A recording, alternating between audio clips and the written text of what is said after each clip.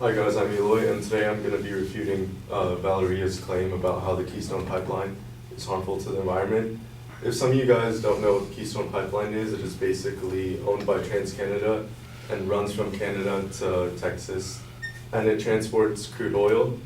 And I'm not going to stand here and simply propose that the Keystone Pipeline doesn't affect the environment, simply because that would be scientifically unrealistic. But I'm going to state that what's wrong with her argument and how she prevents her evidence and the flaws within them. For her three secondary claims, her first one was that although widely used, pipeline technology is extremely prone to accidents, and the construction of the Keystone Pipeline is no exception, as it contributed even more to the millions of gallons of oil unduly displaced into our environment. For her secondary claim, she stated that the Keystone pipelines began in Canada have already caused significant damage to their environment due to pipeline technology and danger involving spills. And for her third secondary claim, she states that accidents from pipeline spills cause significant environmental harm. Now, as her first piece of evidence, she describes how in the past 30 years, 8,000 oil accidents have occurred, resulting in more than 500 deaths, 2,300 injuries, and $7 billion in damage.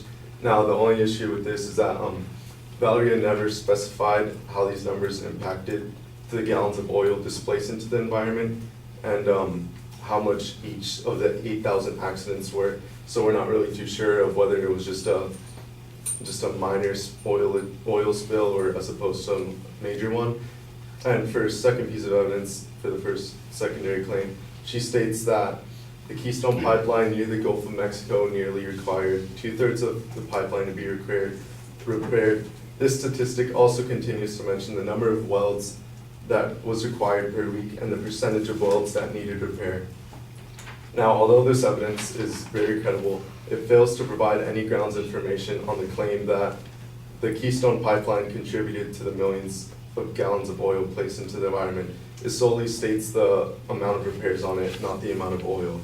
Now, for counterclaims is that Valeria also suggests how negative pipelines could easily cause deaths and multiple injuries by oil accidents. However, building the Keystone Pipeline could easily prevent injuries and deaths. One report from the State Department concluded that because of pipelines' superior safety record, Keystone XL could prevent as many as 6 fatalities and 48 injuries each year. Now, these numbers don't reflect the dangers of pipelines that the advocate mentioned before. Now, for a secondary claim, as one of the pieces of evidence the advocate used was that the oil industry is the largest source of Canada's greenhouse emissions at 25%.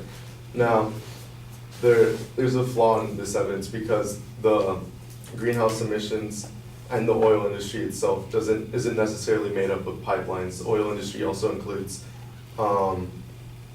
it could also include transportation such as automobiles, anything that uses oils, so the pipelines would be almost a small comparison to the complete oil industry as a whole.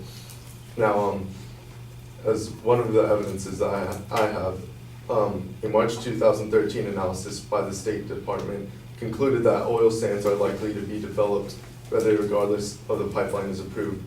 And it said shipping the oil by rail to existing oil pipelines or to oil tankers would release more greenhouse gases than shipping the oil via pipelines. Now,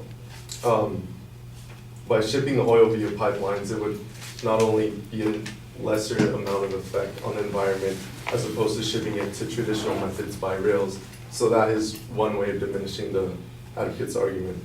Now, as far as any reasoning challenges, the greenhouse gases are not only made up of the industry, as I stated before.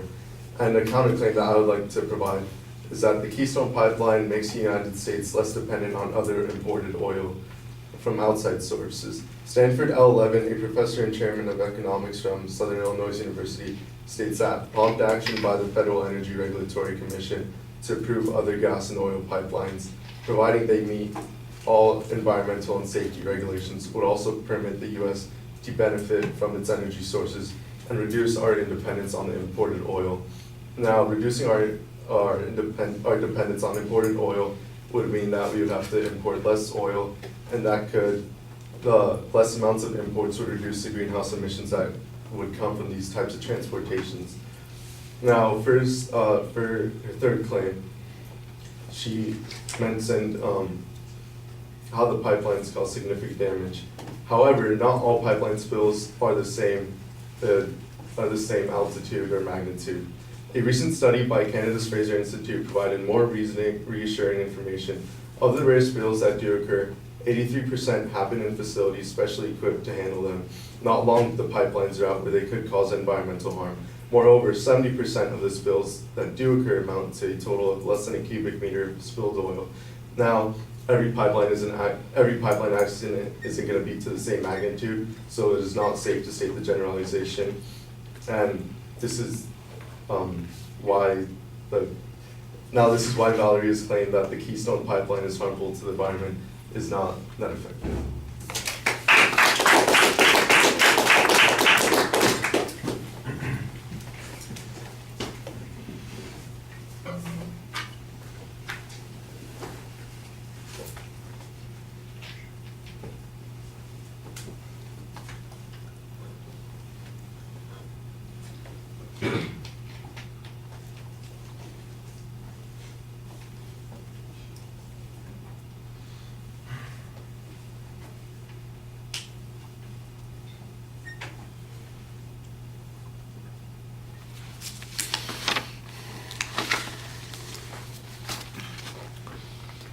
All right, well, the advocate's claim and secondary points are labeled reasonably well. The first point seems to be primarily about accidents related to construction, and then you come back with an argument that attempts to diminish this to some degree, suggesting that, basically you're asking questions about this. You know, are they major or minor spills? What was the impact on these individual spills? Those are okay questions. I think you've got better answers on your third point, and maybe some of that evidence would be applicable here. I do think you have a good reasoning challenge when you point out that the fact that the pipeline needs to be repaired on a regular basis and that we're doing a lot of welds, that there's no documentation that is connected with any spills, that there is a consequence or harm from having to do these repairs. It simply means that there needs to be constant upkeep on those sorts of things.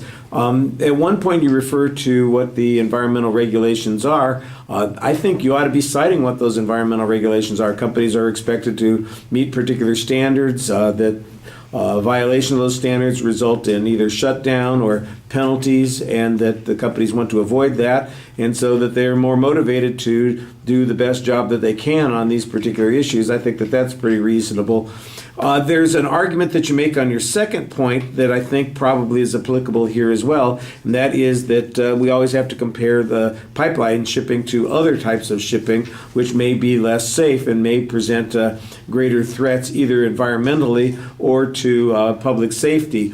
And we don't really get much of a comparison on this, except that you do say that building the pipeline, you had one study that said it was likely to reduce the number of fatalities and injuries on a year-by-year basis.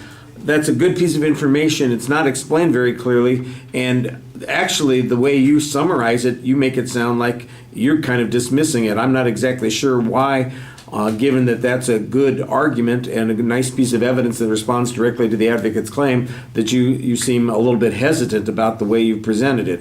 On the second point, basically you were suggesting here that this is kind of where the competing forms of transportation of oil comes into play, and there's a discussion about greenhouse gases and how much gets released there. And I think the general information that the advocate is talking about is greenhouse gases produced by people utilizing the oil, not necessarily the transportation of the oil. I'm not sure that there was any information that was specific about the transportation of the issue, except you had one general piece of information that suggested that the oil transport by pipeline would result in less gases.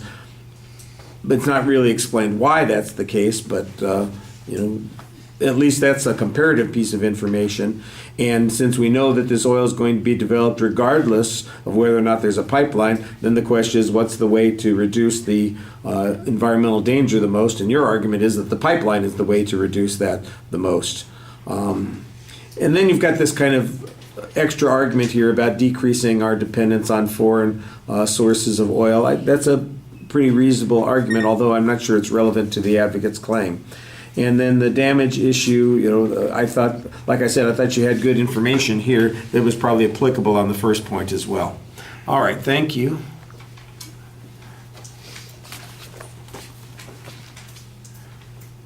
Josh.